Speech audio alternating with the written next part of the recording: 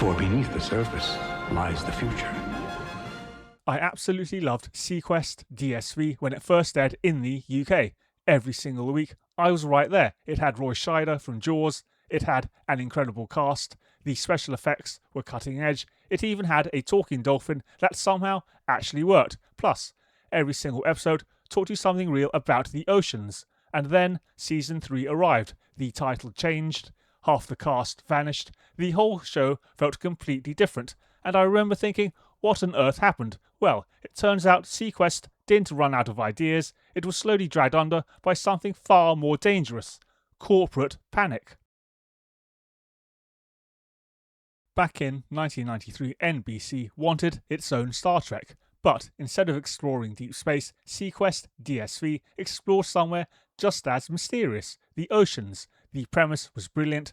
Earth's resources were running out, humanity had built colonies beneath the waves, and the seaQuest submarine was there to keep the peace, explore the unknown, and protect the environment. It felt believable. It felt grounded. Steven Spielberg came on board as executive producer, and to keep the science accurate, they hired Dr. Robert Ballard. He's the actual oceanographer who discovered the wreck of the Titanic. At the end of every episode, Ballard appeared to explain the real science behind the story. I still remember loving those little segments. Looking back, they were a really clever touch. Then, there was the cast. Roy Scheider was absolutely perfect as Captain Nathan Bridger. Jonathan Brandis brought so much great energy as Lucas. The chemistry between everyone just worked. Even Darwin the dolphin felt like part of the family. The show wasn't trying to be anything massive, it simply knew what it wanted to be, and that is exactly why people connected with it. Unfortunately, the ratings weren't quite what NBC wanted. They weren't terrible, just not spectacular. So, instead of trusting the original vision and letting the audience grow, the network panicked. The original creator was pushed aside, production packed up and moved to Florida.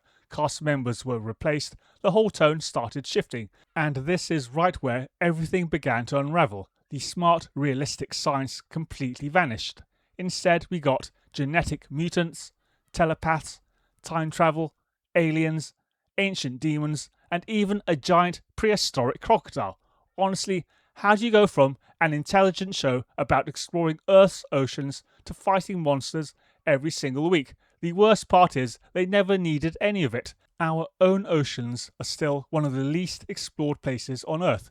There is an endless amount of mystery down there. The writers already had an incredible setting, but instead of exploring it, they just chased cheap trends. Roy Scheider absolutely hated the new direction. He signed up for a thoughtful Spielberg project. Now, he was battling rubber monsters. He got so frustrated, he openly blasted the show while he was still the star. That almost never happens. When your own leading actor is openly telling the press that the show has lost its way, you know something has gone terribly wrong.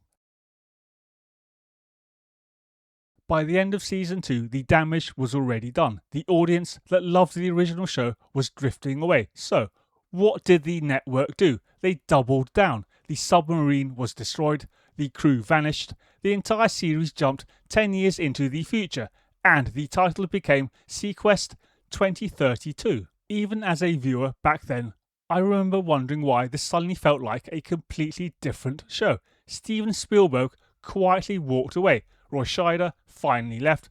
Michael Ironside stepped in as the new captain and did the absolute best he could. But by then, the actual identity of the series was just gone. The education, the optimism, the sense of discovery, all of it was completely wiped out. It no longer felt like seaQuest. It felt like a random sci-fi show wearing a seaQuest name tag. And before long, NBC cancelled it.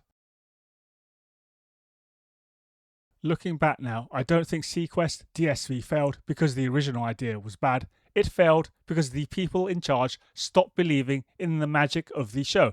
And that is a story we see play out time and time again. Studios get nervous, executives interfere, they chase whatever happens to be popular right now. And somewhere down the line, they forgot why people fell in love with it to begin with. For me, season 1 is still totally worth watching. It wasn't perfect, but it had heart. It had a real imagination. And, unlike so many modern shows, it actually respected your intelligence. I just wish more television shows remembered how to do that today. But what about you? Did you watch seaQuest DSV back when it first aired?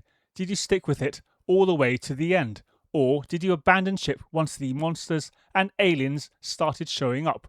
I would love to hear your memories in the comments below. And if you enjoy looking back at classic TV shows that somehow lost their way, don't forget to like, subscribe, and join me next time as we continue watching nonsense unfold.